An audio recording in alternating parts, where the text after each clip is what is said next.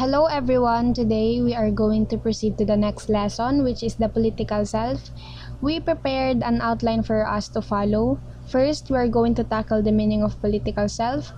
Next is the meaning of political and leadership, the theories of leadership, factors affecting the political self, Filipino values and traits, and of course, the establishing of democratic culture. So what is the meaning of political self? Political self is the public identity that one makes and constructs about him or herself. It also refers to how an individual engages himself to political issues and has a prejudice and knows how to be involved in a healthy discourse without showing fallacies. Lastly, it is a political position based on the interest and perspective of one's social organization. Social organization is basically how we relate ourselves within our environment, institution, or subgroups. These are our religion, race, nationality, gender or identity, language, culture, ethnicity, or any kind of socializing outside of ourselves. Our social surrounding is shaped by political forces such as national policies, political trend, and economic decisions. Meaning, hindi lang tayo ang minumold ng environment natin, but also napoform din ang ating social surrounding sa pamamagitan ng pamamahala ng gobyerno sa ating bansa. Binibigyan tayo nito ng idea kung ano ang katanggap-tanggap at ano ang hindi. Dahil doon, nagkakaroon tayo ng uniform understanding sa isang bagay at nag-act tayo according sa kung ano ang tama para sa nakararami. So, there are three terminologies na i-define natin. One is the political orientation. We tend to prefer groups based on our preferences, ideals, and interests. We want our perception of our social surrounding to be aligned in with our sense of self. Halimbawa, hindi ka nag-agree sa political opinion ng isang tao. Siyempre, ang tendency magkakaroon ng misunderstanding, lalong-lalo na kung linatagan mo na siya ng mga facts or information na dapat ikayayanig niya na pero binabaliwala niya pa rin. Siyempre, pipili ka ng mga makakasalumuha na talagang makakasundo mo. Next is the political ideas. It is our organized set of beliefs regarding social behaviors within our political environment. Last, the political attitude. Behaviors related to one's moral reasoning. In other words, it is the mental or emotional set with which an individual approaches a political problem and which determines his line of conduct towards that problem. So, ang political self ay unang-unang naapektuhan kung saan tayo pinanganak or lumaki. So, ibig sabihin, kung nabuhay ka, meron ka na agad na makakonsider na nationality kung saan doon unang-unang nabubuo ang pagkatao mo. So, what is the identity of a Filipino? Filipino identity was created primarily as a result of pre-colonial cultures, colonial influences, and foreign traders intermixing and gradually evolving together. Pilipino ka kung alam mo ang mga ito. Bahala na, utang na loob, pagiging mahiyain, you practice Filipino time, pamilya bago ang lahat, saying kain po kahit hindi mo naman talaga kilala, kung may tabo ka sa CR, nagsiselfie ka kapag ang ganda or napaka-significant ng lugar, at syempre hindi mawawala yung kaugalian natin na kumain gamit ang bare hands. Ganun, pagkakamay. Mag-proceed na tayo sa next, which is the two types of political self in the Philippines. We have the right wing and left wing. So, left wing is the ideology of liberty and equality. Economic freedom, free trade, individual liberty, property rights. They champion essential human rights but not necessarily at the cost of using too much governmental powers. The left wing is characterized by an emphasis on ideas such as freedom, equality, fraternity, rights, progress, reform, and internationalism. The right wing is the economic planning, state-based trade, social and class-based hierarchy, no individual property rights, state-based religion, protectionist, nationalist, no separation of church and state, limited freedom of speech, limited freedom of assembly, no right to a fair trial.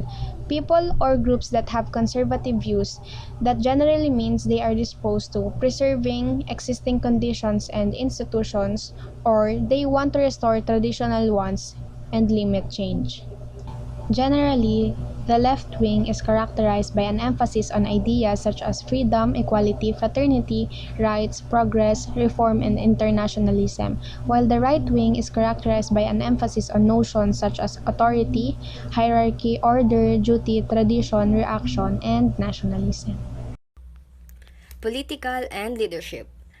First, let us define what does political means. So, political is a ubiquitous and seemingly indispensable term in the discussion of human affairs. We use it to speak of quite different kinds of things, institutions, actions, conflicts, expenditures, a type of discourse, a branch of science, and such. The word political came from the Latin word politicus, which means politics and citizen. And the word polis, also from Latin word, means that it is a cities. Some has also given political different definitions. We have here political as number 1. Political as of or relating to or dealing with the structure of affairs of government, politics, or the state. Sinasabi dito na ang salitang politikal ay maaaring maugnay o maisabi sa pagharap sa istruktura ng mga gawaing konektado o may kinalaman sa pamahalaan, politika o anumang estado. Next definition. Political means interested or active in politics. It means you have your interest and active attentiveness in terms of politics. And lastly, political as concerning or relating to politics, the art and process of governing, pertaining to political concerns, and further explain that it is the procedure of controlling or ruling. To know more about politica, let us define what a political person is. So, an example of political persons are judge, attorneys, businessman, journalist, spokesperson, and manager. You can tell that the above-mentioned persons are a political person because these persons are those who were active in party politics or maybe a person bearing an office in government. Next topic is leadership. Leadership is an act of guiding a team of individuals to achieve a certain goal through direction and motivation. In the first definition, it states that it is a deed or values you have to possess in order to aim victory on your desired goal. Next definition. Leaders encourage others to take the actions they need to succeed. Here, it denotes that it motivates people to take in charge of their actions if they really want to succeed. Third definition. To be a great leader, it is necessary to learn and cultivate the skills it takes to be effective. Here, it explains that there are skills and acts you need to enhance in order for you to improve something you're lack of to be able to possess the characteristics of a good leader. Lastly, each leader may have a defined leadership styles or a mix of several depending on the team and situation. It means that each leader has their different strategies or methods on how to manage their group for them to be the succeeding team. Every leader has different potentials and capabilities, but it takes time to know first how to handle your group mates before you become a good leader. Next is leadership styles. We have here first transactional leadership. Transactional leadership sets predetermined incentives for reaching goals. In this style of leadership, it provides certain motivations or stimulants to make them more willing to move or perform the task assigned to them in order to not be lazy to reach their goals. It is based on rewards, sanctions, and cognitive reward or praise. So, example of this is yung sa business. More likely, pag may something na nagawang maganda or some improvements, may reward na makukuha yung iba like promotions pag sa company. Pero once na nagkamali sila, they are punished. Next leadership style is transformational leadership. Transformational leadership focuses on setting and achieving company goals. From the word transform, it means they wanted to change or upgrade. It is a style in which leaders encourage, inspire, and motivate employees to innovate and create change that will help grow and shape the future success of the company. It is sometimes called the quiet leaders. An example of this that shows transformational leadership is the Amazon by Jeff Bezos. In many ways, Amazon is the perfect model of transformational leadership, and it exposes that through making up on a sequence of temporary goals, the company started as a bookseller after all, it is possible to achieve things on a massive scale. Sinasabi dito na parang hindi lang siya nakafocus na mag-gain ng profit o ma-achieve lang ang goals. It seems that may future plans pa siya to make their business or company better. Hindi pwede yung sapat lang sa transformational leadership. It always aims for the best. Third leadership style is the autocratic leadership. Autocratic leadership focuses on setting goals based on efficiency. Here, it states that it makes choices or decisions based on their own beliefs and do not involve others for their suggestion or advice. The best example for this are those who joined military, the police, and the fire services. Because this group of people, it is full of inexperienced people and or the motivation levels of the group are extremely poor. In accordance with the definition, it states that the people there are at loss because their lack of knowledge and experience compared to others who are long in service. Parang kung ano lang alam nila o kung ano lang taglay nila, ando na sila. In short, they're not willing to go out of their comfort zone. And lastly, the democratic leadership. Democratic leadership works to listen and incorporate team members' ideas. It is also known as participative or shared leadership. It is a leader who's more concerned to someone who asks for input and considers feedback from their team before making decision. For example, my reporting, and that will serve as your activity. So you do not have to be alone in reporting everything because you have your group mates. And people think differently. They have many suggestions or recommendations that will be good for your reporting, so you have to consider every idea they give. The next we're going to tackle about are the theories of leadership. The first one is according to David McClelland, which is psychological needs.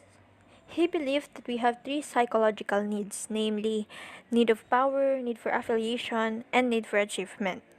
Need of power. It is what will make the people to follow a person or a leader. For instance, you are a teacher. You have the power to instruct and teach. You have the power to lead the students for them to follow you. Next is the need for affiliation. This is the desire to please others, the desire to be liked. Example of this is you showing your talent for you to be liked by the people. Just like the artist, they show their good sides for the people to like them and support them. And lastly, the need for achievement. This is the need to reach your goals and to fulfill your dreams. According to David McClelland, the best leader in this theory is a person with high need of power and low need of affiliation. It is normal for a leader to be disliked and disagreed by the people. A leader does not need to please each of every person because every move and decision there will always be a person or more who have different perspective or opinion. You cannot be productive if you have higher need of affiliation than the power and achievement. As long as your motive is or your purpose is for the good and is reasonable, nothing is wrong with that. So, andyan pa ba kayo guys? Okay, so let's move on to the two types of motives of social influence. From the word social influence. Since we are in the Western country, we are in collectivistic culture. We value conformity. Conformity means a change of your value or behavior so that it will fit the attitude of others. For instance, you are not yet that hungry, but you are in a situation where everyone is eating. Then you will be pushed or pressured by yourself to eat as well. Or you are in other people's house and an elderly wants you to eat and you know you know to yourself that it would not be good, or you will look as someone without manners if you leave and do not accept the food they offer. Here, you are pushed to do something even if you do not want to, because you have to fit in with that situation or with that people. So let's move on to the first type of motives of social influence, which is normative influence. It is based on conforming to positive expectations of others to help avoid the punishment. Here, you do something only for the reason of you do not want to receive the punishment. For instance, you keep quiet on school during class hours because you do not want to get punished if you become talkative. If there's no punishment, for sure students might talk all day until they get tired of talking. Okay, so next is the informational influence. It is based on accepting the information obtained from others as evidence of reality. A good example, or a simple example of this, is washing our hands, because health professionals said that it is hygienic to do it often. Here, you do not do it to please others. Rather, it is because there is evidence and scientific explanation that if we perform that behavior, it will benefit us, or it will bring us good effect. Now, let's move on to the three leadership motivation patterns. But before that, let's give meaning first to the word motivation. Motivation is central to leadership. It is an active mental process initiated by certain needs and wants. It solidifies expectations, shapes and encourages dynamic, unique behavior, actions, and habits to achieve specific goals. The three leadership motivation patterns were proposed by Chan and Drasgo in 2001. The first is the effective identity motivation. This is the motivation to lead as a result of desire to be in charge or lead others.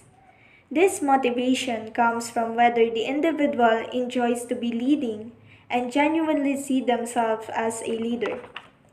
Next is the non-calculative motivation. This is the motivation for those who seek leadership positions because they will result in personal gain. This type of motivation was established to lead based on the pros and cons on taking on a leadership role. It involves the extent to which an individual weighs the costs and benefits on taking on a specific role. Third is the social normative motivation. This is the desire to lead out of a sense of duty or responsibility. This type focuses on leading as a result of obligation that is the right thing to do. For example, other people might call on you or nominate you to take on a leadership position, and that social pressure motivates you to lead. Next is the type of leaders according to path goal theory. To give us a quick review on this theory, it was inspired by the work of Martin G. Evan. It can be best thought of as a process by which leaders select specific behaviors that are best suited to their employees' need and their working environment, so that leaders may best guide their employees through their path in the obtainment of their daily work activities or goals. This theory argues that leaders will have to engage in different type of leadership behavior depending on the nature and the demand of a particular situation. Let us have number one type of leader, the instrumental, or we can also call that as a directive path goal clarifying leader. These are the leaders who plan and organizes for their subordinates. The leader let employees know what is expected of them and tells them how to perform their tasks. Second is the supportive. These are the leaders that show concern for their employees' psychological well-being. This type of leader is especially needed in situations in which tasks given are psychologically and physically distressing. Third is the participative. These are the leaders who allow subordinates to participate in decision making. Leaders consult their employees and ask for suggestions before making a decision. This type of behavior is predominant when employees are highly personally involved in their work. Last is the achievement oriented. These are the leaders who set challenging goals for employees, expect them to perform at their highest level, and shows confidence in their ability to meet the expectations set for a particular situation. Next that we are going to tackle about are the factors that affects our political self. There are three factors, namely individual factors, institutional, and community factors. Under individual factors, there is attitudes and values. The first one is presence of dualism. This highlights the contradiction between self-interest and the good of the community. Um, Example po nito is corruption, wherein personal interest versus the sake and the good of the people of the community. For instance, a barangay officer borrowed the printing machine and ink for personal use, like gagamitin ng anak nito para sa school niya or sa trabaho man or sa business, which is called a simple corruption. The next one is the attitudes change. This is due to the events that sweep the nation due to involvement in service-oriented activities. Lalaki ang responsibilidad mo which will lead sa pagbago ng pananaw mo sa politics. Entering the politics is a life-changing moment. Every decision you will make will affect everyone or the people you handle. Every announcement you say, there will be a lot who will react na pwedeng mag-agree or disagree sa'yo. Every move you make, madaming makikinabang. So let's move on to the next factor, which is institutional factor. The first one is family. Children are taught the basic human values of honesty, love, discipline, respect.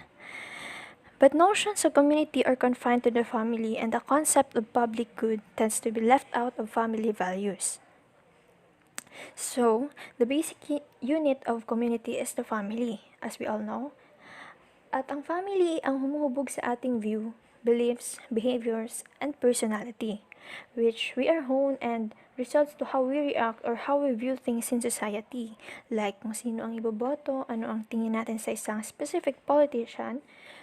Sometimes we are also influenced by our family of who we vote on elections. Minsan nga, buong nakatira sa bahay ay isang binobotong politiko, di ba? Next is school. School plays role of teaching nationhood and its associated values. Kagaya na ginagawa natin ngayon, ating mga pinag-aaralan. The school has responsibility to teach us how to identify a good leader and how to be a good citizen, and how to be an effective self on a political perspective. Next is church.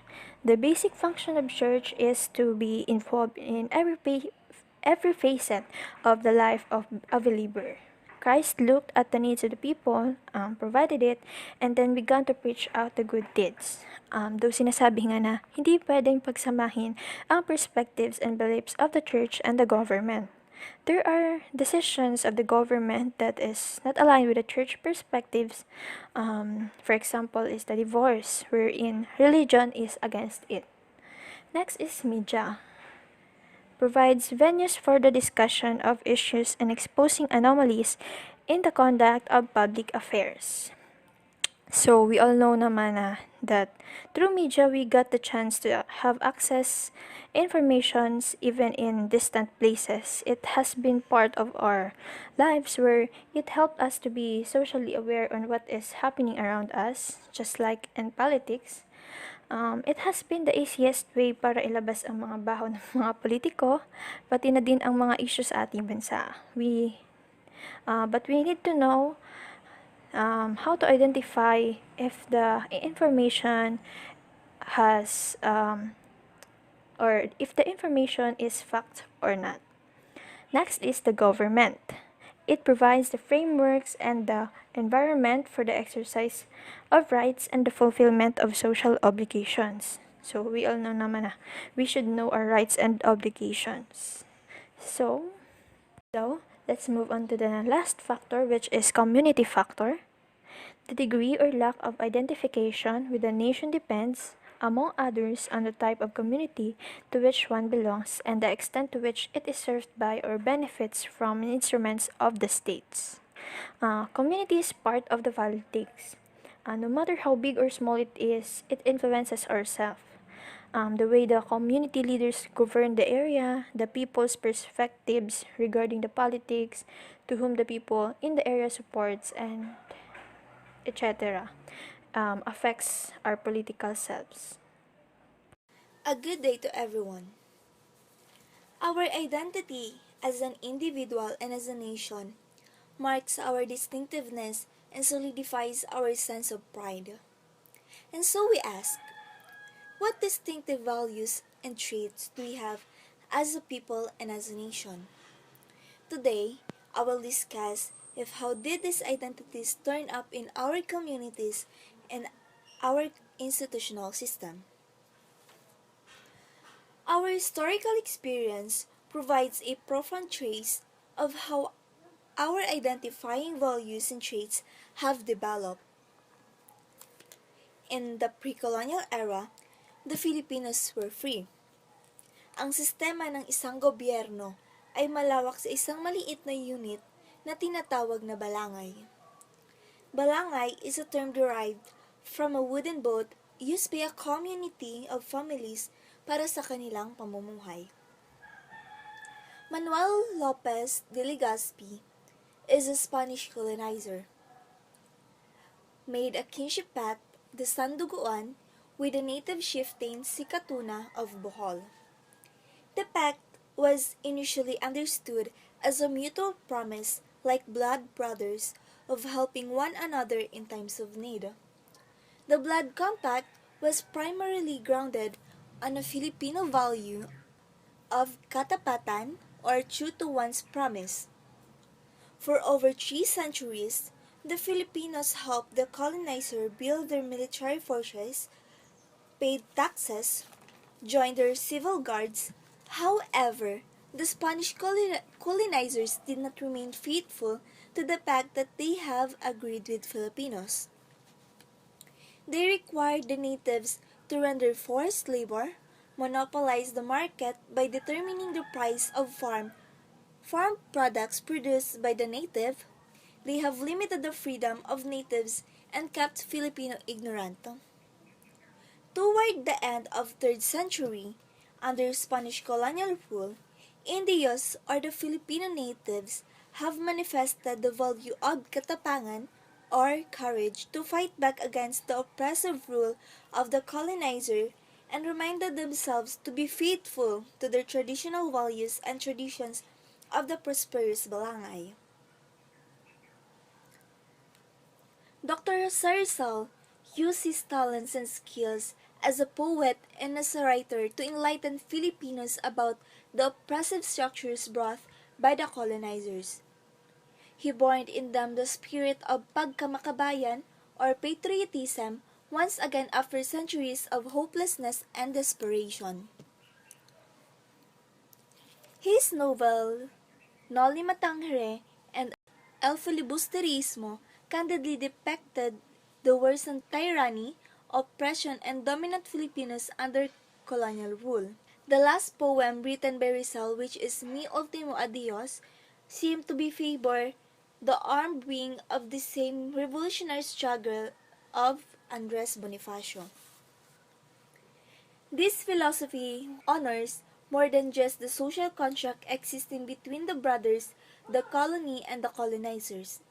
It seeks to uphold and advocate the pact between brothers to sustain kalayaan, or the liberty and pakikipagkapwa-tao, or being faithful to the goodness of others. The Americans intervened to help the Filipinos win the war and gain liberty from Spain. In 1898, the country gained its independence from Spain. However, American remained in the country and remained to intervene with its political, educational, economic, and military affairs. The Filipino revolutionists, never blinded of their desire for real independence, began to suspect that the Americans do not have plans to leave the country. Thus, the Philippine-American War broke and costed the lives of every Filipino and American. The superiority and might of American military led to surrender of the Philippine President Emilio Aguinaldo that signified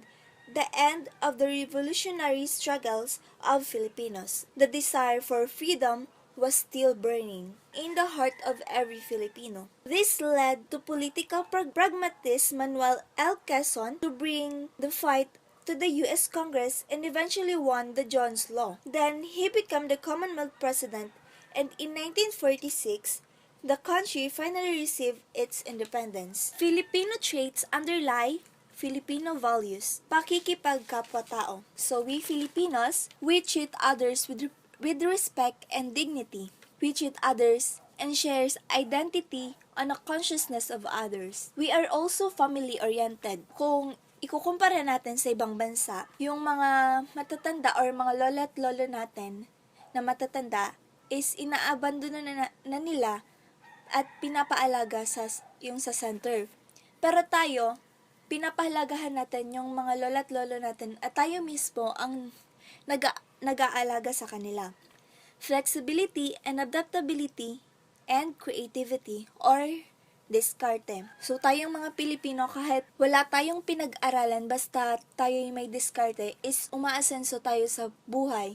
Parang nasa nature na yun ng pagiging Pilipino. Sunod, ability to find joy and humor to everything. Kahit na ang dami nating problemang pinagdadaanan, gaya nitong sa pandemic, is nakakakuha pa rin tayo or nakakahanap pa rin tayo ng inspiration to be happy and para malagpasan yung mga problema na yon. So, tayong mga Pilipino is hindi natin masyado iniinda kung ano man ang problemang dumating sa atin is linalabanan natin yon. Sunod naman is optimistic and always positive. We Filipinos are always positive in everything. Kahit ang dami-daming problema, nakakagawa pa rin tayo ng paraan para sa lahat na yon. Hardworking. Sunod is namayan or spirit of cooperation. So, ito yung nagagandahan ko sa pagiging Filipino is kahit hindi natin kakilala yung isang tao, we have yung sense of humor na para tulungan yung taong nasa baba. Hindi tayo yung mga taong may isip at dinadown natin yung iba. Sunod is kinship of camaraderie. Extending help without expecting something in return. Sunod is unique culture using po and opo as a sign of respect. Democratic culture is defined as the desire and ability of individuals in a population to participate actively, individually, and together to the government of public affairs affecting them. The existence of democratic culture within a population is characterized by active contribution of members of civil society to development of the common good, the term of living together, and the construction of collective decisions. A democratic culture rests on the existence with the persons of forms of autonomy of thought and action. The contribution of civil society members is not limited to individual plan. It requires the development, dynamic interactions, structured or spontaneous between members of civil society and of adapted forms to act together and co-responsibility for the construction and maintenance of the common good. Sustainable development is closely linked to the development of democratic culture. This is particularly necessary in more and more contexts that are marked by the complexity and interdependence of issues and actors, environment, health, safety, welfare, territorial development, scientific and technical development. These contexts are characterized by increasing difficulty in achieving sustainable collective choices, building on traditional forms of coordination based on the representation of the general interest and on the scientific expertise. The development of democratic culture means such as the condition for a better consideration of the common good in the exercise of democratic forms of representation and government, as in economic activities and scientific and technical development. The development of democratic culture is not straightforward. It is based on spontaneous and autonomous forms of engagement of civil society stakeholders.